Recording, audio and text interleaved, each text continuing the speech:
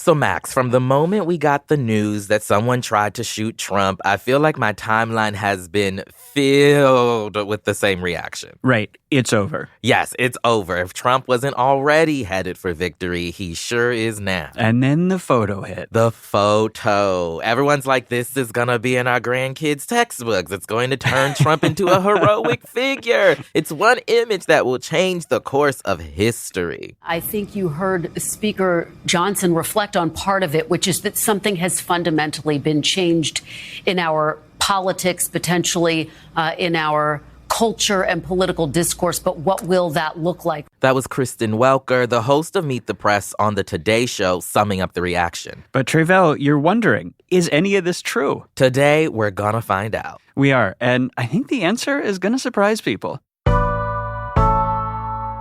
I'm Max Fisher. And I'm Tre'vell Anderson, filling in for Aaron Ryan. This is How We Got Here, a series where we explore a big question behind the week's headlines and tell a story that answers that question. Our question this week, is the failed assassination attempt on Trump going to change the course of this race or even American politics more broadly? And I know listeners might be thinking, how could you possibly tell the future? Well, luckily we don't have to, because like my granny used to say, history can be our teacher. Yes, in today's episode, we have a few stories for you. They are all about previous failed assassination attempts against political candidates. And of course, no one past example is going to be exactly like today. Right. But we can identify certain lessons and trends from how those have all played out. Should we give away the ending here, Tre'vell, and just kind of tell people what we think will happen? Well, I would just say that if you're worried that this event is going to usher Trump into office or forever change the course of our history, I think today's show may help put you at ease. Totally. All right, let's get into it. We're going to start with George C. Wallace, the infamous former Alabama governor and hardcore segregationist. Wallace, like a lot of Southern segregationists, was a Democrat. He ran in the Democratic presidential primary a few different times. And our story starts in the 1972 Democratic primary. Max, set the scene for us. Okay, so the Democratic primary that year was a crowded field. Nixon had been president for 4 years. The Vietnam War was on. It all felt very high stakes. And Wallace was considered a credible candidate. Meaning people thought he could win, in other words. They did, yeah. Wallace won Florida in the primary, plus a bunch of southern states, and he came in second in a lot of the Rust Belt. And that brings us up to the assassination attempt. Yes, that May, Wallace was holding a campaign rally in Maryland, which was having its primary the next day. And a 21-year-old man walked up to Wallace, shot him several times with a revolver. And the shooter later said he did it for fame, so not politically motivated. But our question, the reason we're bringing this up is to ask whether or not this attempt on George Wallace's life changed anything politically. To get an answer to that, I spoke to an historian named Matthew Dallek. Matthew is a professor at George Washington University, and he is writing a book on, of all things, failed presidential assassination attempts. Sounds like our guy. Yes. Here's what he had to say. Just thinking about kind of isolating down to the extent we can the effect of that failed assassination attempt against George Wallace. As you alluded to, he did win 2 primaries the very next day in Maryland and Michigan. I've seen them referred to as sympathy votes to some extent. But from then on in the primary, he didn't really do all that well. Texas is the only state that he won in the entire rest of the primary. So would you say that it's right to say that the assassination attempt, even beyond that little burst of the sympathy votes in the next day, didn't really make him a martyr or hero and did not really seem to do much good for him in the primary? I think that's fair to say. I'm not sure how well he was going to do had there not been an attempt on him, right? I mean, we'll never know that, obviously, but it's not as if he was poised to, I mean, just given the structure of the Democratic Party, where Democratic Party voters were. But yes, he was also in the hospital for months, I believe, after he was attacked. He was paralyzed. He couldn't really campaign. So that, took him out physically off the campaign trail. And look, I think certainly he engendered sympathy among some of his supporters. But in terms of electorally and running in the Democratic primary, it did, end his campaign, I think, for all intents and purposes. And it may have, this is more speculation than anything else, but it may have reminded at least some voters of him as a violent figure, right? I mean, not that, of course, you would ever blame him for being shot at by this 21-year-old gunman.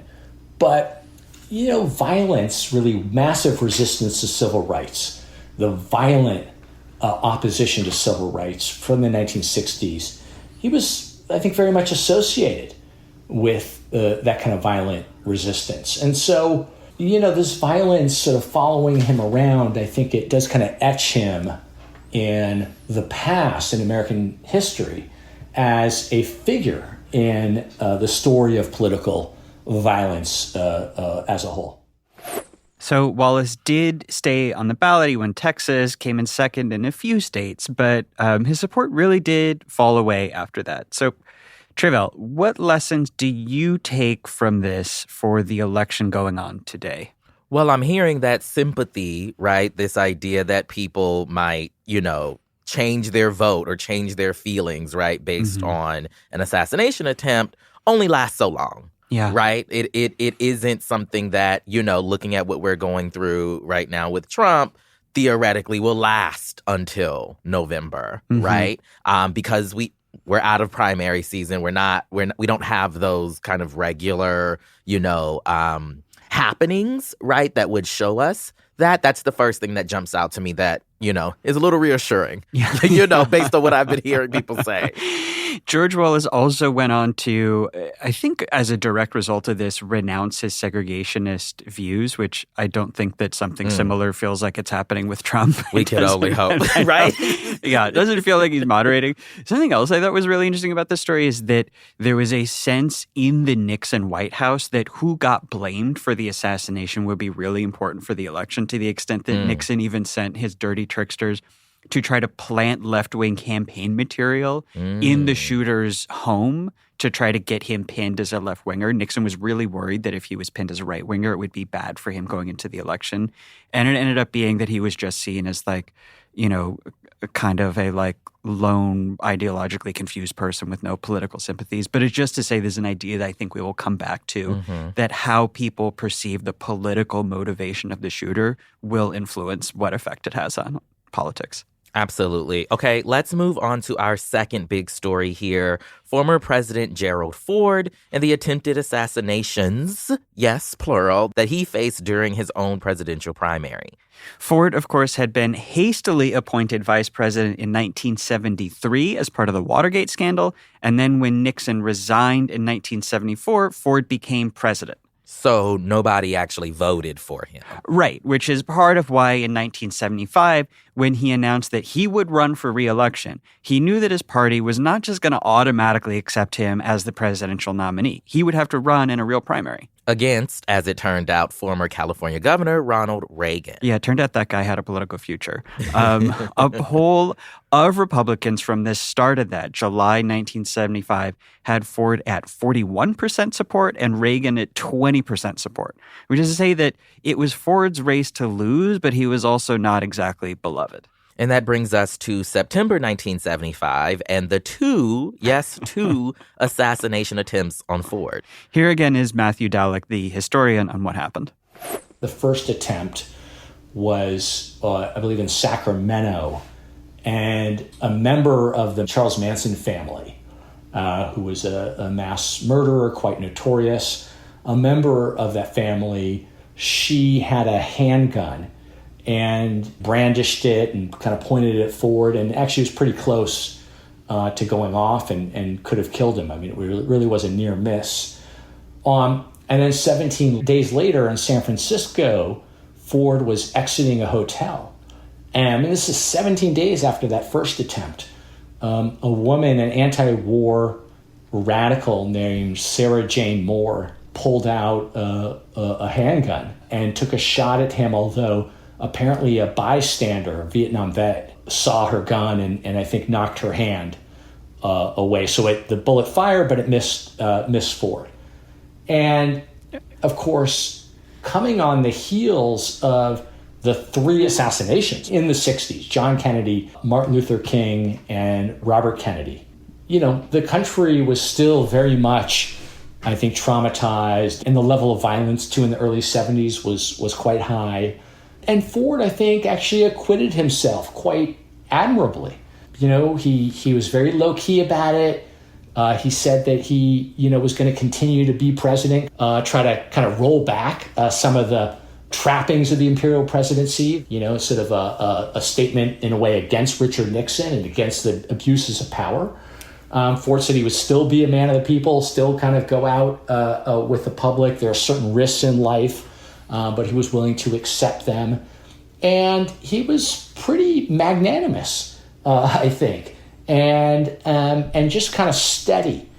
And yet he also, at the same time, didn't necessarily try to reap any political benefits from these attempts. So, like Dalek said, Ford did not really try to politicize the assassination attempts beyond projecting stoicism by saying he wouldn't let them deter him from campaigning. But Reagan did politicize the attacks. He called them an indictment on soft-on-crime policies. He blamed Congress and the ACLU, and he said it proved that Ford had gone too far in reining in the intelligence agencies. But our question is, did any of this matter for the race that he and Reagan were in? Right. Okay. I asked Matthew Dalek this, and he said there's really no evidence that it moved the race at all one way or another.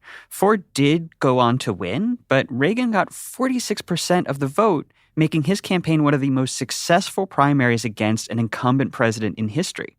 And then, of course, Ford lost the presidential election against Jimmy Carter. Right. It turned out those two assassins weren't the only people who didn't like him. So, Tre'vell, this has me reflecting on how much of the commentary this week says that Trump surviving an assassination attempt is a game changer for the 2024 race. Right. And if that's true, then why, when the same thing happened to Ford, did it amount to a big nothing? Yeah, if one failed attempt is supposed to turn Trump into a national martyr, you'd think two attempts on Ford would put his face on Mount Rushmore. And one of the attempts was by a member of the damn Manson family. It don't get more dramatic than that. I put this to Matthew Dalek. Here's what he said.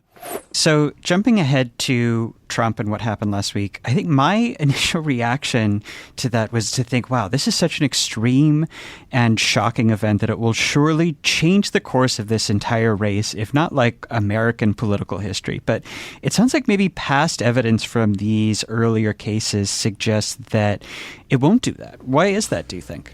In more cases than not, I think the subjects of these assassination attempts don't benefit politically in a sustained way and in an expected way, right? One would anticipate, right, that there would be this kind of rally around the president, or in this case, former president effect. Even Teddy Roosevelt, right, who was famously shot in the chest and continued to speak for more than an hour as he was bleeding in 1912. He was running on a third-party ticket. That had a real impact on his image and how he responded, but he didn't win that election, right? It wasn't really that close. So there are, I think, limits to these assassination attempts and what happens politically. Well, Max, we have to talk about another much more recent case that is also getting compared to the Trump assassination.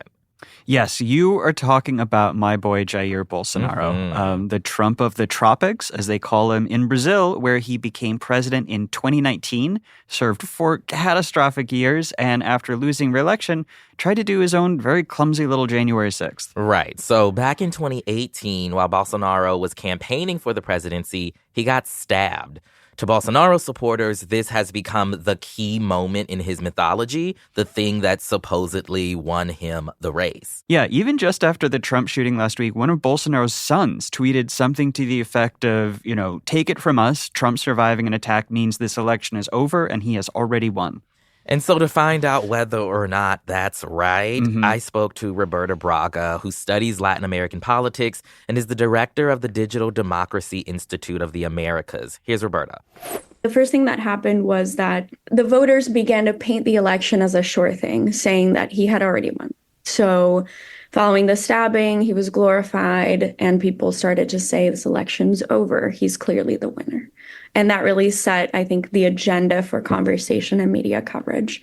The second thing that happened was that people downplayed the attack. And so the opposition really began to make fun of the incident, to portray the incident as having been a setup or orchestrated by Bolsonaro himself or his campaign to get him ahead in the polls and in the voting. The third thing that happened was that the religious rhetoric took off. So there were a lot of posts saying that because he survived the stabbing, he was anointed by God, saved by God, and appointed by God to be the next president of Brazil. And so he was predestined, they said, to be president, and that's why he should win. So some context here is that when the stabbing happened, Bolsonaro was already far ahead in the polls. So that's part of why his supporters saw the race as effectively over. So, Cheryl, I reported on this election, and I will be honest with you, I have always been kind of skeptical that Bolsonaro getting stabbed affected the race one way or another. And why is that?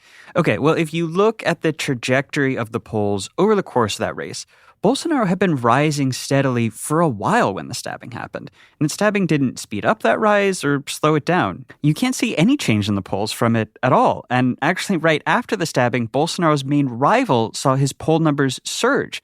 It looked like Bolsonaro was maybe going to lose until his numbers did recover a few weeks later amid a corruption scandal involving the left-wing party that I think was probably more important to him winning. Yeah, I actually asked Roberta about this. Here's what she said.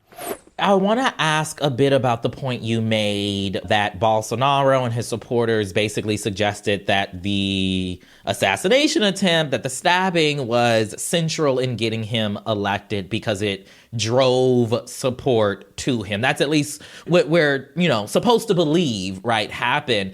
I want to hear from you now that we're, a few years out from this incident. Is that actually what happened? Because, we look at the polls and it kind of makes it hard to tell whether or not the stabbing itself, right, led to, him eventually getting elected, or whether there was a variety of other things that could have, contributed to that. So I would say that it's really hard to attribute his winning to this singular event. I agree with you. What we saw were a confluence of factors. Like, he was already receiving really high levels of support. Brazil's a very polarized country. In this case, in 2018, the very far left and the very far right candidates were competing. And so people were divided already. So I wouldn't say that this necessarily led to him winning. We can't say that for sure. But we did see him rise in the polling a bit after the incident. And then what happened was that the polling numbers reaffirmed certain narratives, which then reaffirmed polling numbers. And that cycle kind of continued. And so I think, again, it was kind of an agenda setting thing that happened after the stabbing, where people said, he's a lion, he's a survivor, he's so brave for having undergone these surgeries after this attack. So, Tre'vell, something else I worry about is that Trump facing this assassination attempt, even if it doesn't alter the race itself, could bring out his worst, most authoritarian tendencies. Is that something that happened with Bolsonaro, do you think? Roberta and I talked about that as well. Here's what she said when I asked what, if anything, the attack changed in Bolsonaro's politics. My simple answer to that would be not much. So I don't know that the stabbing actually influenced any particular policy that he put out. I do think it influenced a bit how the opposition was talked about and framed. Among his supporters, there was a heavy demonization of the Workers' Party and anyone affiliated with the far left in Brazil. That's something that we're seeing here in the U.S. already as well. There were claims that at the time, Haddad, who had been the person that kind of took over after Lula was arrested, that Haddad had orchestrated this to get Bolsonaro out of the running. There were also claims about a deep state. That's, again, something that we're seeing here, about a global elite that's kind of working behind the scenes to determine the outcome of the election. But no, I don't think that it necessarily drove him to put out new policy. It did give him what he needed to paint the left as the enemy a little bit more. And his supporters definitely took that on for him. So, Tre'vell, what do you think? What does this Bolsonaro story tell us about this moment?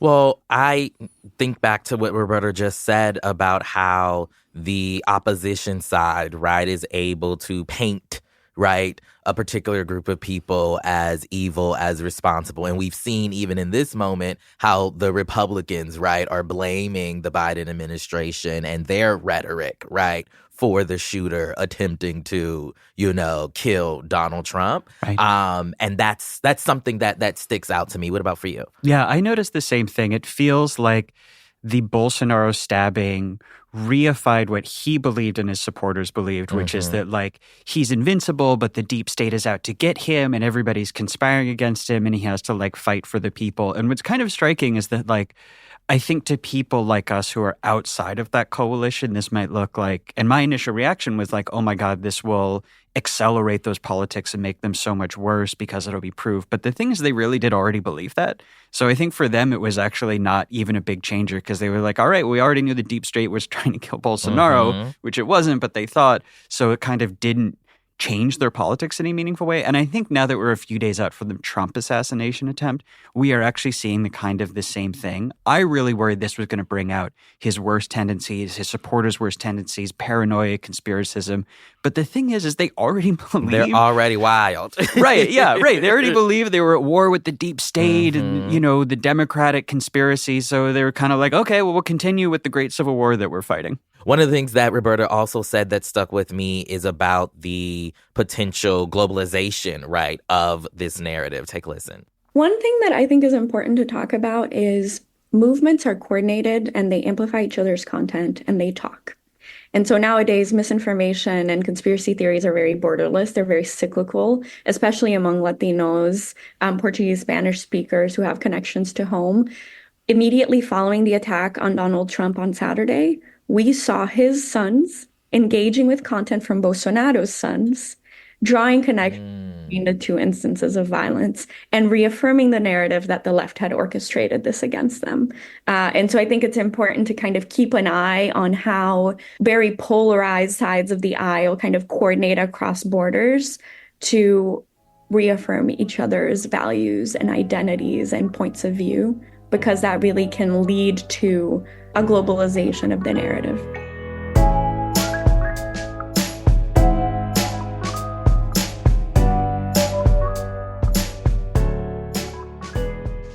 What a Day is brought to you by Vuori. Vuori Performance Apparel makes the perfect Mother's or Father's Day gift. Everything is designed to work out in, but it doesn't look or feel like it. And they're incredibly comfortable and cute and just the perfect thing to wear when I'm working from home or out and about, mostly at home because I'm not out and about. Yeah. I will say I did not know clothes could be, I'm being dead honest, I did not know clothes could be as comfortable as they are before I had Vuori. Yes. Clothes can be so comfortable. Nobody told me. Smooth like butter, soft, so good on the skin. I just love living in Vuori. Vuori is offering What a Day listeners 20% off your first purchase when you go to vuori.com/WAD. That's VUORI.com/WAD. And enjoy free shipping on any U.S. orders over $75 and free returns. This show is sponsored by BetterHelp. I obviously love a little Instagram or TikTok break, but social media can have a really big impact on your mental health. It can have you envying people, make you sad, make you angry. And that is why I go to therapy. Therapy can help you focus on what you want instead of what others have. Yes, I used to use BetterHelp. It was a great opportunity to be able to start therapy before going to an in-person therapist. And listen, it helped me out a whole lot during the pandemic. Listen, y'all know we all was losing our minds. Yeah, if you're thinking of starting therapy, give BetterHelp a try. It's entirely online. It's designed to be convenient and flexible. Yes, just fill out a brief questionnaire to get matched with a licensed therapist and switch therapists anytime for no additional charge. Stop comparing and start focusing with BetterHelp. Visit betterhelp.com/WAD today to get 10% off your first month. That's BetterHelp, HELP.com/WAD. Hi, I'm Angie Hicks, co-founder of Angie. When you use Angie for your home projects, you know all your jobs will be done well. From roof repair to emergency plumbing and more, done well. So the next time you have a home project, leave it to the pros. Get started at Angie.com.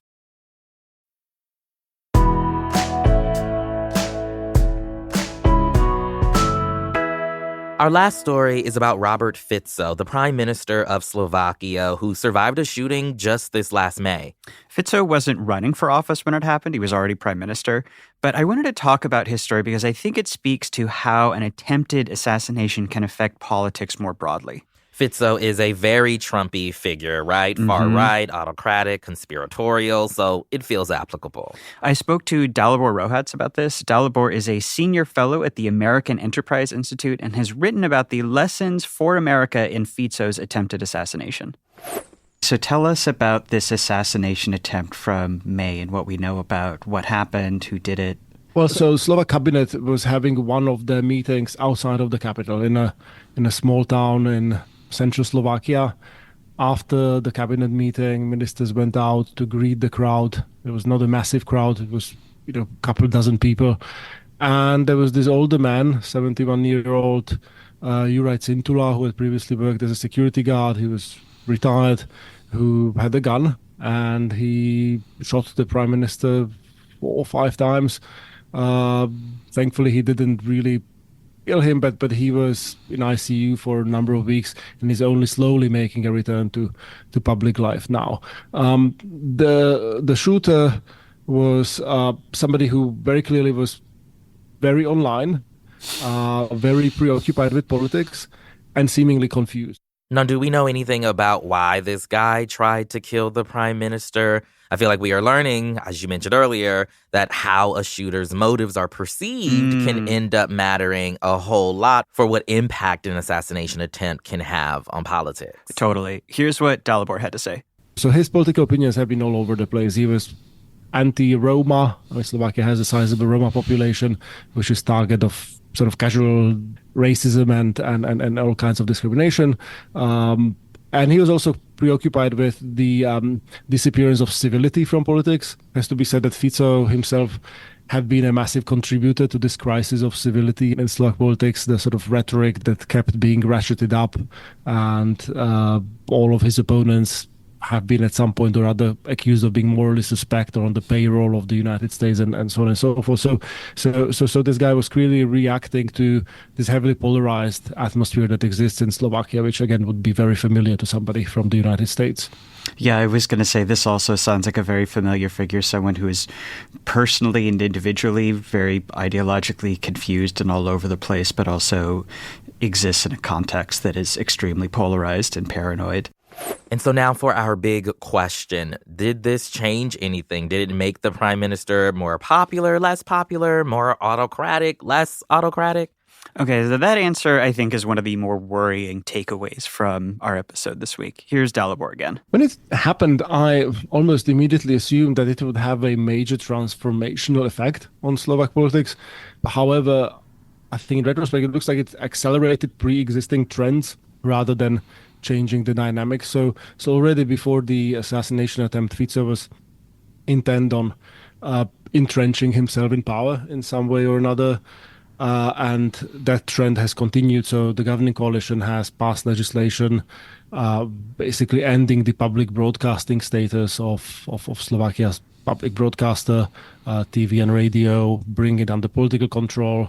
They are now playing with an idea for a law that would require NGOs requiring foreign funding to register as foreign agents, again in a move that's reminiscent of Hungary and Russia and more recently Georgia. And there was a kind of package of laws passed in the aftermath of the shooting that restricts right to protest.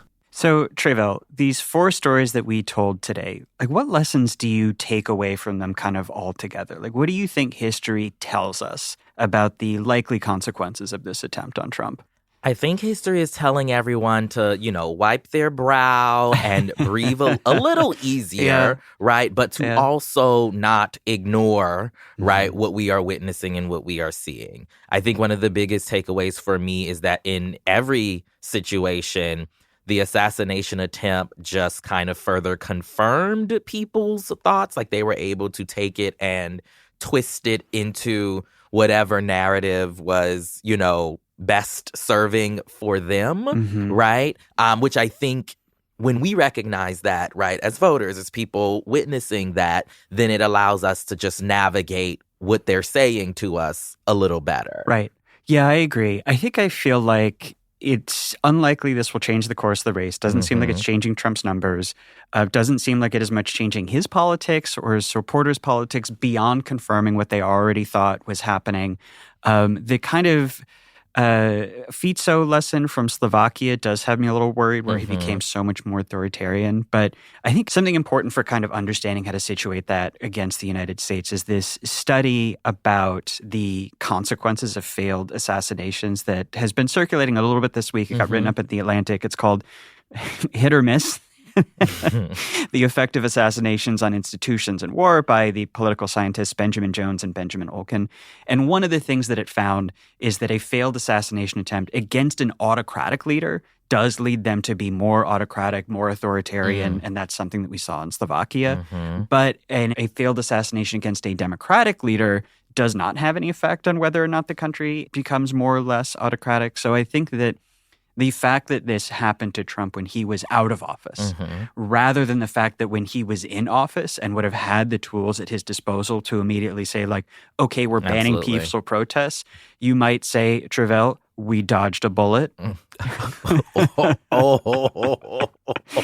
know, it's terrible. I'm so sorry. Thank you for letting me get away with that. It's very generous of you. It happened. There's nothing to be done.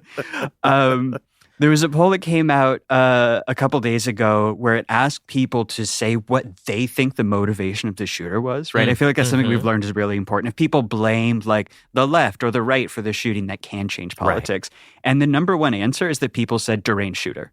And the number two answer that people had was that the thing that caused the shooting was Trump and his own rhetoric. Distant number three was people blamed Biden and the Democrats. Then after that, they blamed political polarization, gun control. So people think that this was kind of a lone person who did not represent anything. And in fact, we have gotten from the reporting that's come out since that this guy was just Googling like any presidential candidate who was going to come to his town. So I think that the narrative that is gelling around this, based on what we know from past attempts, makes me think that this is not the worst case that I initially thought it was going to be. Yeah, everybody just breathe a little easier, okay? I love that. I love that for all of us. I do, yeah. It's nice to be able to tell people for once, like, actually, you know, I don't know if we can go as far as saying it's all going to be okay, but this one specific thing. This one very specific thing is not as bad as you think. That's okay. Right. All right, let's go out on some assassination analysis from one Marjorie Taylor Greene. That's the How We Got Here assassination analysis lead correspondent, who shared a very strange theory of who did this and why. It's also pretty interesting. I'll go ahead and say it, and I really don't care what people think about me for saying this. You know, here we go. All of a sudden, we're being told that Iran has had an assassination plot attempt coming out. Well, yeah, no kidding. They chant death to America every single day. Is this some sort of surprise, or is this the next country that the deep state wants to bomb in reaction to this? She's wild. I thought she made some good points. Did you now? Did you now?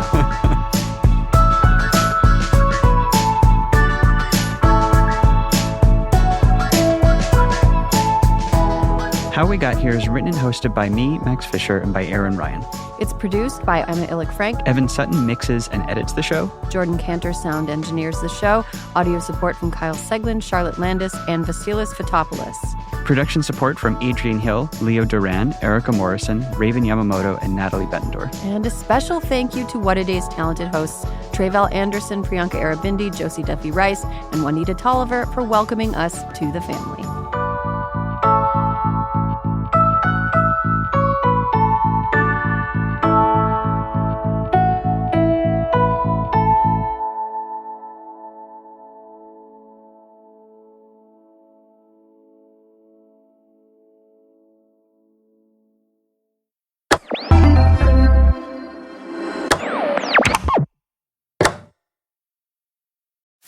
You can host the best backyard barbecue